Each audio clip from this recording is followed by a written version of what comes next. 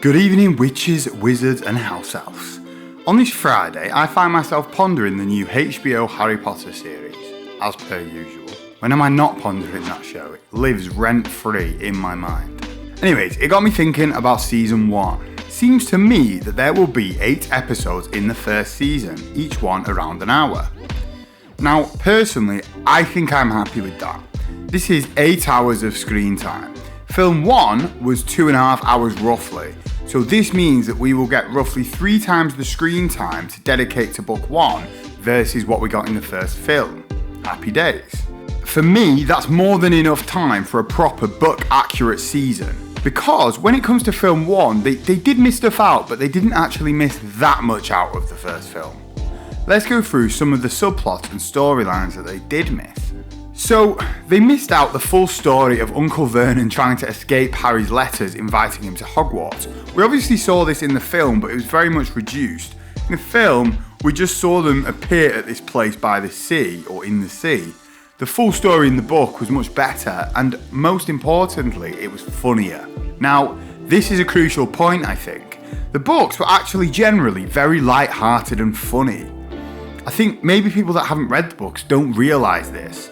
They really weren't actually that dark on the whole, and I'm talking about probably every one of the books apart from maybe the last one and parts of book 5. On the whole, they were actually quite light. Like, obviously there was dark bits in every book, of course, but on the whole, in my opinion, they were like 70-80% light-hearted, 20-30% serious.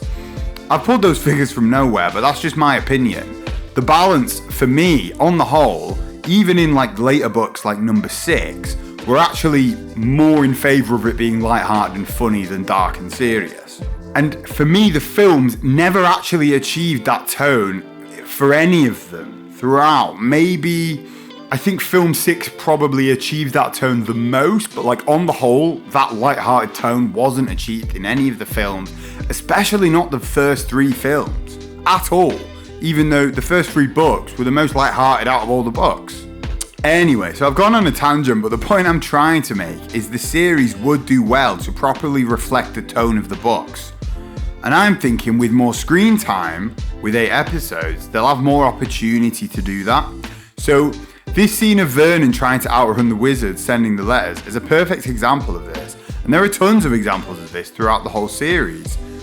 In the film, we just see Vernon like strangling Harry in the corridor of the house with letters everywhere, which was funny, but then they just appear in the little house in the sea when Hagrid arrives.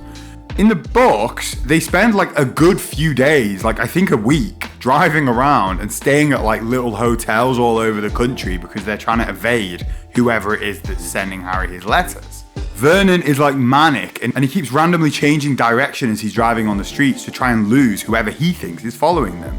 In one of the bed and breakfasts that they stay in, the concierge actually approaches them at breakfast to tell them that they've had like 100 letters addressed to Harry left at the front desk. Then they go and rent a boat and row it out to the little rock where they stay in the little hut in the sea.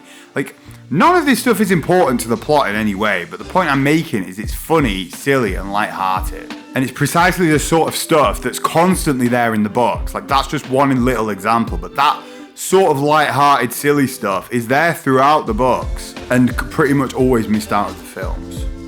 I think HBO should make a point of trying to include as much of these bits as possible. It will A, achieve a book-accurate show, which is what they've promised, and B, as the films never included any of that sort of stuff really at all, it will ensure the show feels noticeably different to the films, which is so important. It needs to feel like a completely different take on the same story. Otherwise, it will be compared too closely to the films and people will quickly lose interest. Not me though. Anyway, I'm going from tangent to tangent here, so let's get back to what I was saying. Other bits that they missed out from the film was Harry and Malfoy meeting for the first time in Diagon Alley, not Hogwarts, and Harry actually going back to Privet Drive after he went to Diagon Alley with Hagrid. So you'll remember in the films, it sort of goes from Harry in Diagon Alley to Harry going to platform 9 3/4. In the books, he goes back to the Dursleys. Again, it's not important to the plot, but it's funny.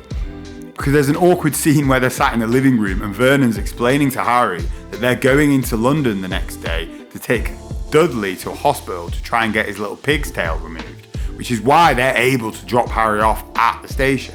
Like I say, none of these are like important to the plot in any way, but they're funny and they're lighthearted and they'll make the tone of the show more comparable to the tone of the books. Which makes me think, in 8 hours, for the first book, I think 8 hours should be enough to get all of this stuff, even the little silly stuff.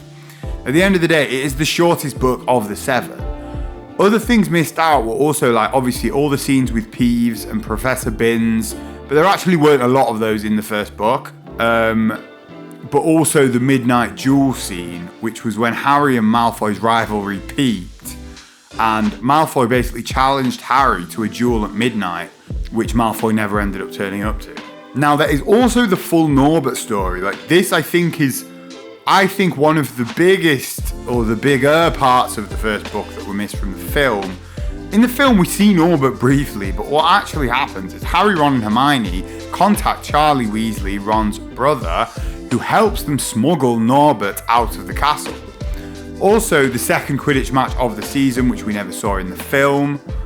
So yeah, there's lots of little bits like that. It might seem like there's a lot, but relative to the other books, it's actually nothing. When you think about it, the film adaptation of the first Harry Potter book was, I think, one of the most accurate, if not top 2, in terms of like not missing stuff out. On the whole, I think 8 hour-long episodes is more than enough for this book. It won't, though, be anywhere near enough for some future seasons, specifically season 4, which would adapt the Goblet of Fire book, and then every season after that. I don't think for any of those seasons, 8 hour-long episodes will be anywhere near enough screen time to properly adapt those stories. Honestly, some of those books are so long. Like, if you think about like book 4, and book 5, and probably even book 6 and 7, you could honestly think that you can see how they could do easily 15 or 16 hours if they're going to properly adapt every part of those books. Bearing in mind, like, those films, like the Goblet of Fire film, Order of the Phoenix film specifically, the amount that they missed out from the books is a joke, like to the point that it almost feels like a completely different story. Especially the Goblet of Fire, they actually completely changed the plot. Anyway, so I hope when it comes to those later seasons, HBO understand that and give us like 2-part seasons with like 15, 16 episodes in them, because I think that's what we're going to need. Anyway, so that is all for today. If you enjoyed this video, drop it a like and subscribe to the channel for more.